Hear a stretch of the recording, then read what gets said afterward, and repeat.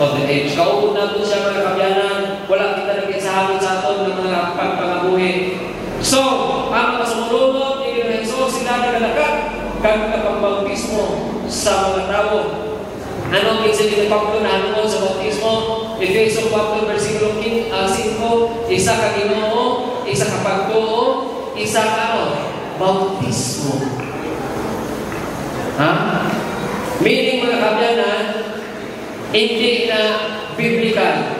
Wala na base sa bata kasulatan na bisik-bisikan nila sa tubig, bautismo na na. O kumukuhan ka sa iskabasa sa tubig, bautismo na na. O kung sabugan ka sa bulang, bautismo na na.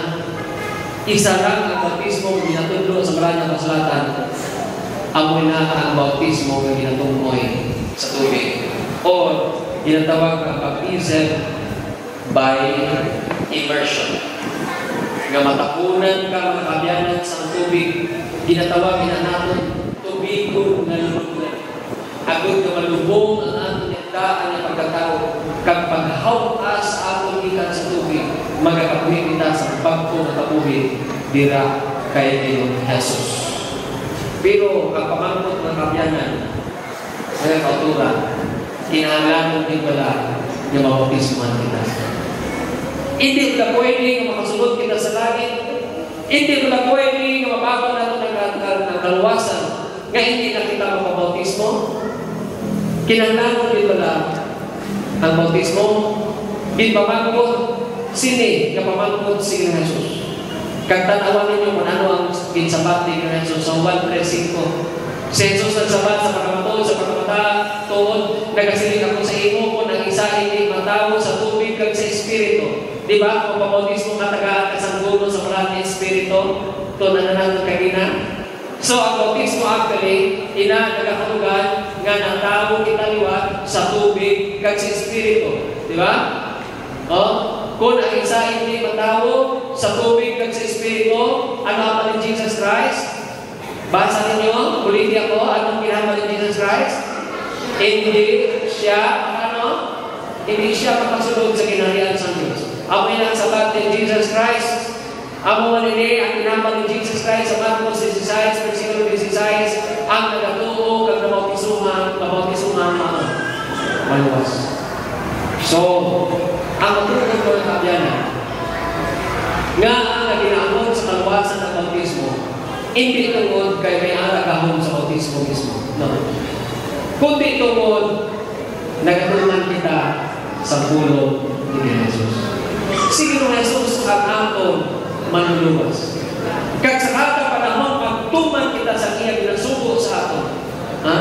Magagulong sa aton.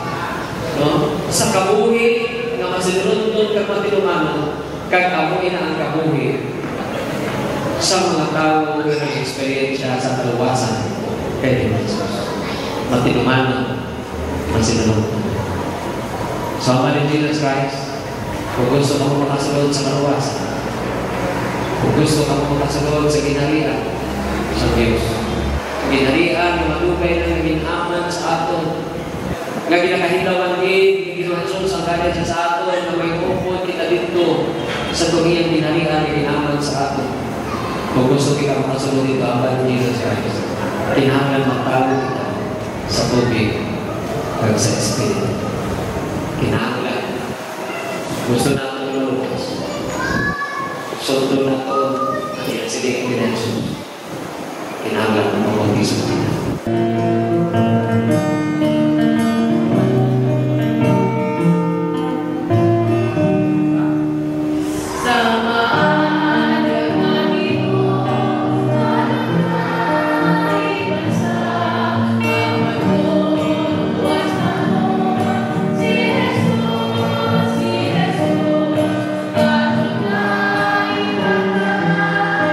Maria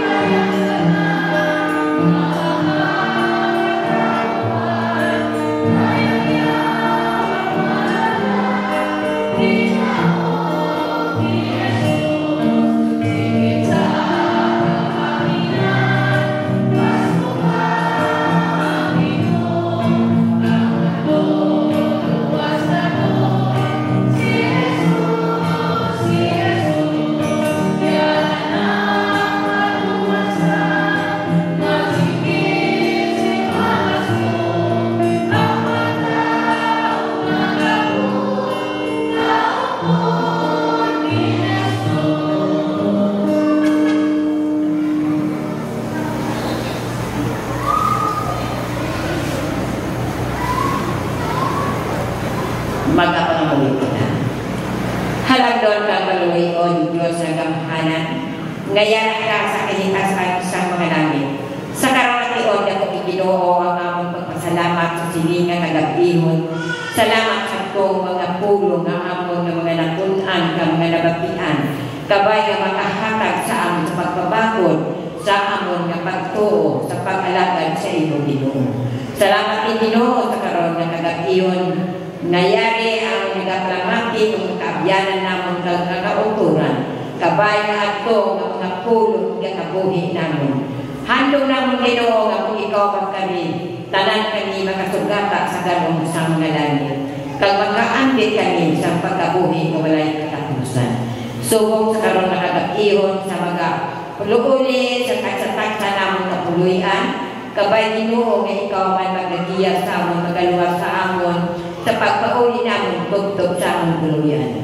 Tugtog was naman sa gabi na kabali naman kami diri sa pamati naman sa imo nga mga matangkis nga mga pulo. Pagkamayuhan Ginoo ang mga suporta diri subong si Pastor Makiran.